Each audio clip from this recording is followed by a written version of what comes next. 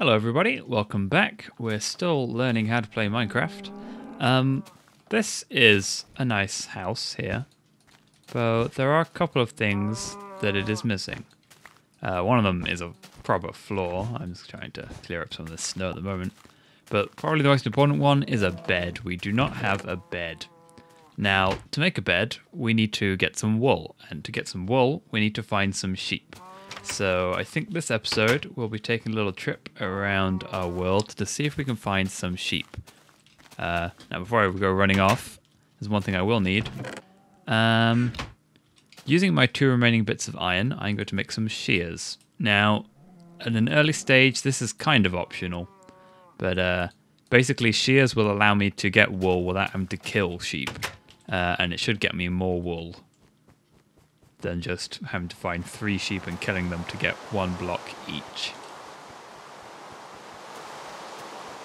Now, let me see. What cows and chickens? It's a bit wet today. Hopefully this rain will stop at some point.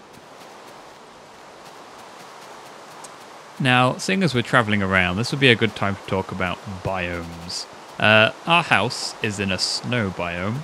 In snow biomes, you get snow, obviously. Also, these dark birchwood trees. Is it birch, or is it a different kind of wood? Spruce wood, sorry, spruce. I don't know my types of trees very well. You get spruce wood, which is darker than the other woods, which is quite nice for designing certain types of houses. This here is a swamp biome. Swamp biomes are kind of useless, I'll admit. There's not a lot of use out of them. They give you vines, I suppose, which I can actually use these shears to cut off, and you can put those on places. But apart from being an easy place to get vines, they're not very useful at all.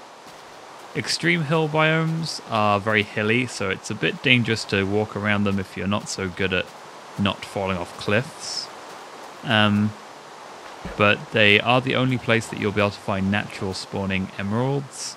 Emeralds are useful for... oh, the rain has stopped.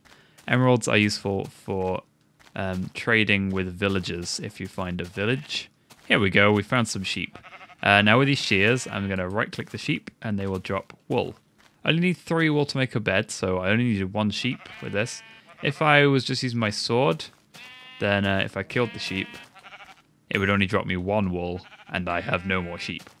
So using these shears means I can get a lot more wool, up to 3 blocks from each sheep.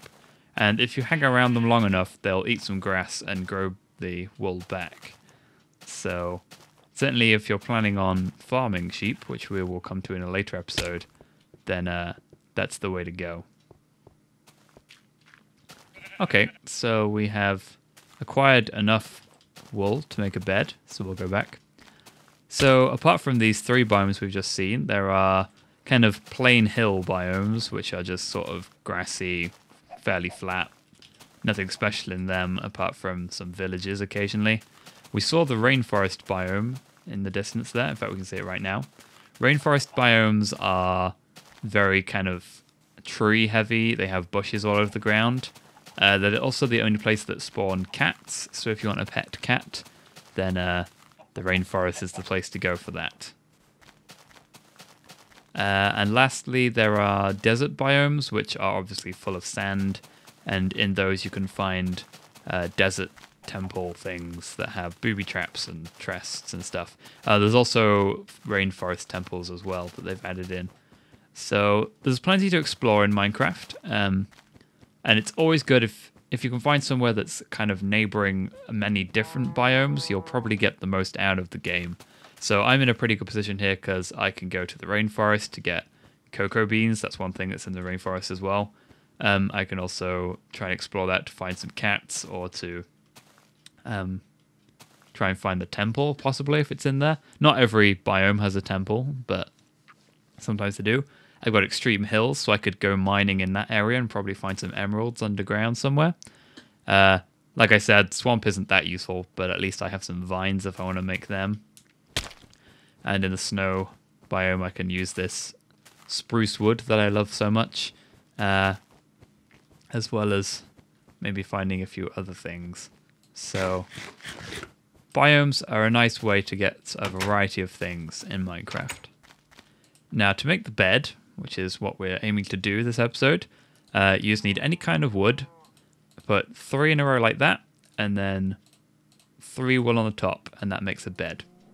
Now, beds are very special because once you have a bed, if you sleep in it, then it resets where you spawn if you die.